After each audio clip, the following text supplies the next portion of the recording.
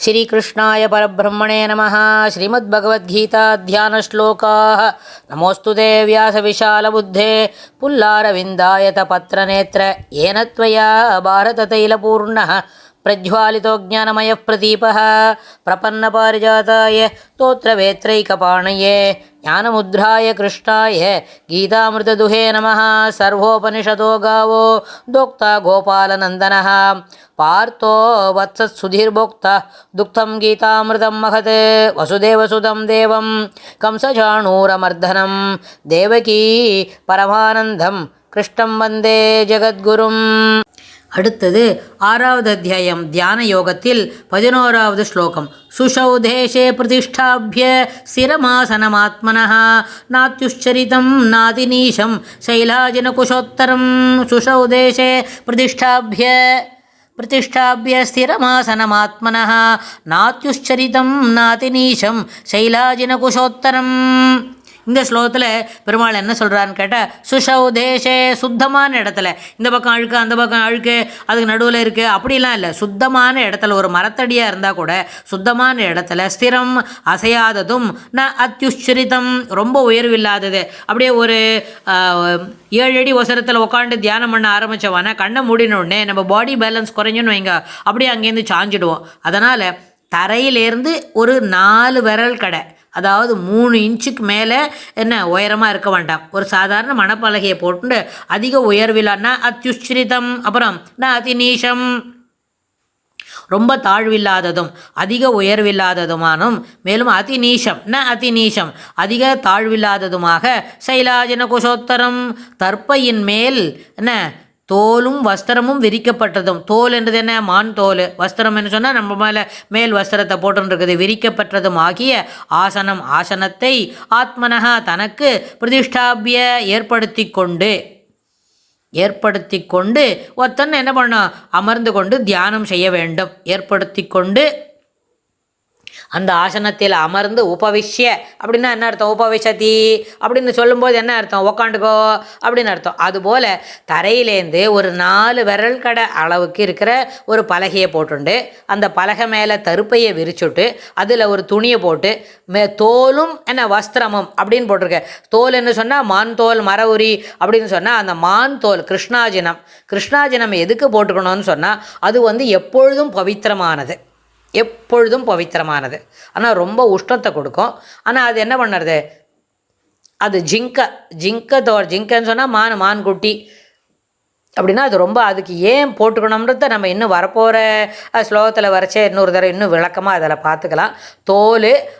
தோலும் வஸ்திரமும் அது மேலே அதை விரிச்சுட்டு அதில் உட்காந்துக்கணும். அது உட்காந்துக்கும் போது கண்ணை மூடிண்டா 2 புருவத்துக்கு நடுவில் இருக்கிற அந்த இடத்த நம்ம என்ன தியானத்தில் மனசுக்குள்ளே அதை வர வச்சுட்டு அதில் இருக்கணும்.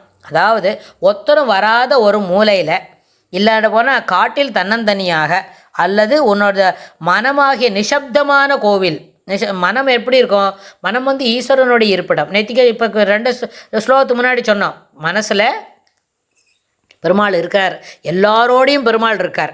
அதை நாம் உணர்ந்துக்கணும். அப்படின்னா அதுக்கும் அவனுடைய அனுகிரகம் வேணும், ஆச்சாரியரோட கிருப்பை வேணும். அப்போ தான் நம்மளால் நம்மக்கிட்ட பெருமாள் இருக்காருன்னு தான் நம்ம உணர்ந்துக்க முடியும். அதுபோல் மனமாகிய கோவில், நிசப்தமான கோவிலிலும் ஈஸ்வரனை பற்றி சிந்தை செய்ய வேண்டும்.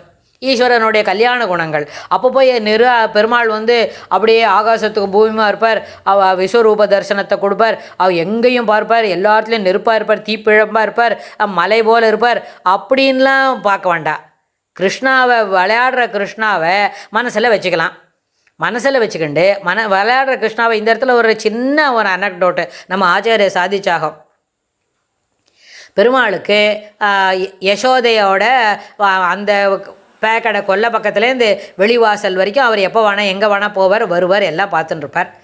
சில இடத்துல நந்தகோபர் சீஃப்டைன் ஆஃப் த வில்லேஜ் இல்லை, அவர் கிராமத்துக்கு நிர்வாகம் பார்த்துட்டு இருக்கிறதுனால அவர் ரொம்ப வசதியானவா. அவாத்தில் நிறைய என்ன இருக்கும், மணி முத்து டிசைனாக கிறிஸ்டல்ஸ் அதெல்லாம் இருக்கும். அதை பார்த்தா ஒரு இடத்துல ஒரு பெரிய பானையிலையோ இதிலே வச்சுருக்கோம். நமக்கு தெரியாது, நமக்கு கிறிஸ்டலை பற்றி ஸ்பெல்லிங் தான் தெரியும். அது எப்படி இருக்கும், அது என்னெல்லாம் மினுக்கமா ஜிலுக்கமா எதுவுமே தெரியாது. அது என்ன பண்ணுது, பழப்பழான்னு இருந்தது. பெருமாள் என்னப்படி வாசலில் பார்த்தாராம், ஒரு பாட்டி நாவல் பழம் விற்றுன்னு போனேன். நாவல் பழம் விற்றுட்டு போனால் சுவாமிக்கு அதை சாப்பிட்ணும்னு ஆசையாக இருந்தது. சுவாமிக்கு ஒன்றும் அப்போ பெரிய வயசு இருக்காது, 2 வயசு.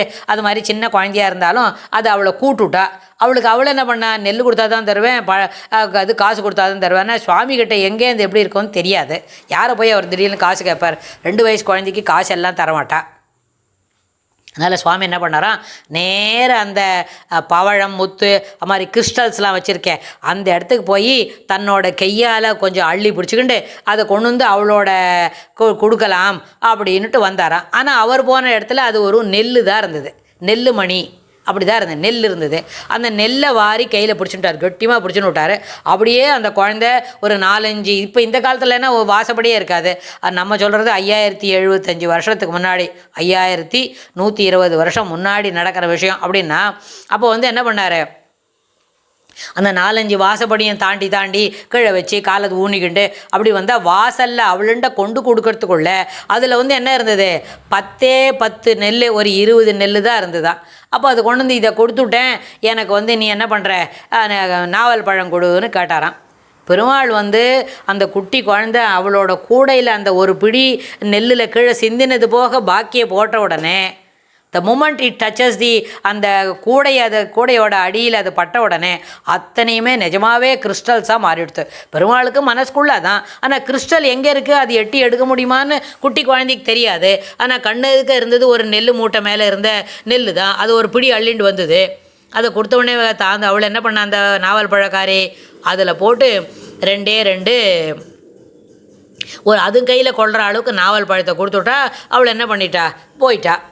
அவள் கொடுத்துட்டோன்னே அவள் வந்து கூடையை திறந்து அந்த பக்கம் பார்த்தா அந்த நெல்லுமணி இல்லை, அதில் அத்தனையுமே அது எல்லாமே நிஜமாகவே crystal design multi colour crystal பார்த்துடுத்து. அவளுக்கு ரொம்ப சந்தோஷமாக எடுத்து அவளுக்கு தெரிஞ்சு கொடுத்து சுவாமி வந்து நம்மளுக்கு ஒரு பிடி கிறிஸ்டல் கொடுத்துருக்காருன்னு. இதுபோல் இது எதுக்கு இந்த கதைன்னு சொன்னால், இதுபோல் இந்த சேஷ்டிதங்களை பெருமாளுடைய இந்த ரம்யமான விளையாட்டுகள், ரம்யமான சிறப்பான தான் ஒரு என்ன பண்ணோம் பரம்பொருள்ன்றத சில பேருக்கெல்லாம் செலக்டடாக காமிச்சு கொடுத்துருந்தார்.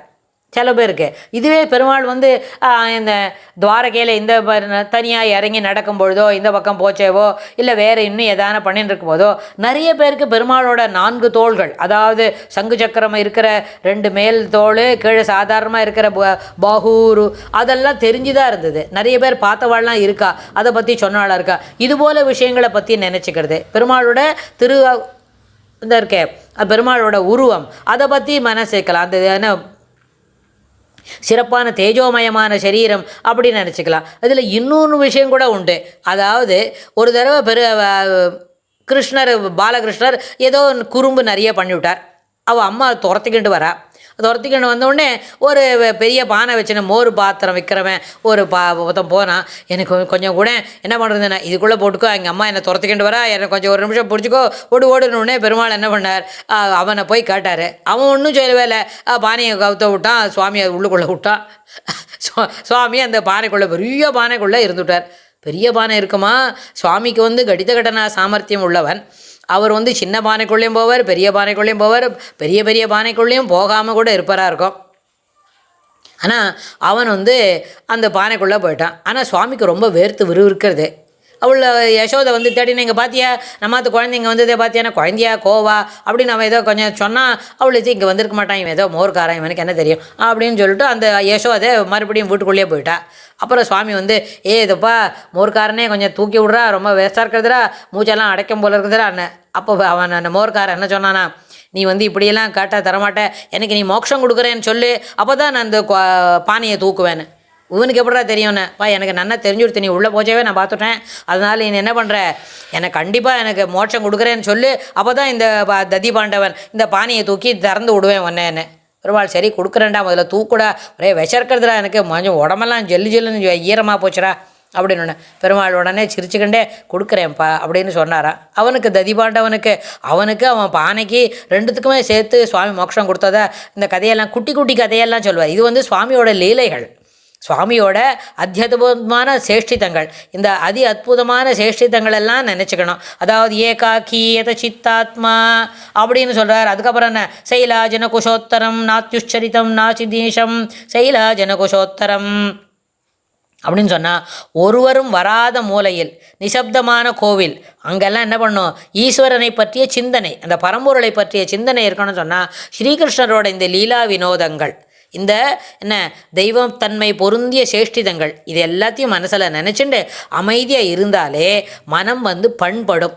அதாவது தியான யோகத்துக்கு கைவரணம்னு சொன்னால் இதுபோல் மனசை அடக்கணும்னு சொன்னால் வெளி விவகாரத்துலேருந்து இல்லை, சுவாமிண்ட ஈடுபாட்டை வளர்த்துண்டாலே நாளடைவில் இதுக்கே இது பண்பட்டு வரும் அப்படின்னு சொல்லி இதெல்லாம் ஆச்சாரியர் சாதிச்சாகும். இப்படியெல்லாம் குட்டி குட்டி கதை நிறைய கதை சொல்லுவார்.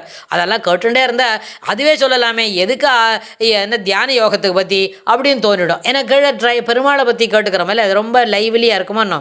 சில சமயம் தத்ரூபமாக கண்ணு முன்னாடியே கூட கொண்டு காட்டியாகும். உடனே ஒரு ஆழ்வார் பாசனம், ஆறாவது ஆழ்வான் எப்படி எளியாக இருக்குதுன்னு சொல்லியாகும்.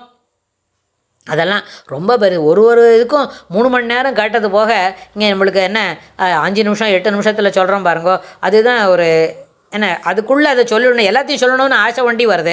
விருப்பம் இருந்தால் போகிறோமா, time constant is always there அப்படின்னு. அதனால் எப்படி ரொம்ப ஒசரமாக உட்காந்துக்கூடாது, ரொம்ப தாழவும் உட்காந்துக்கூடாது. இப்படி உட்காந்து தனியான ஒரு மூலையில் அமர்ந்து ஈஸ்வரனை பற்றிய சிந்தனைகளை வளர்த்து கொள்ள வேண்டும் அப்படின்னு பெருமாள் இந்த ஸ்லோகத்தில் சொல்லிக் கொடுக்குறார். அடுத்த ஸ்லோகத்தில் இன்னும் என்ன சொல்கிறாருன்னு நம்ம பார்க்கலாம். ஸ்ரீ கிருஷ்ணாய துப்யம் நமஹ.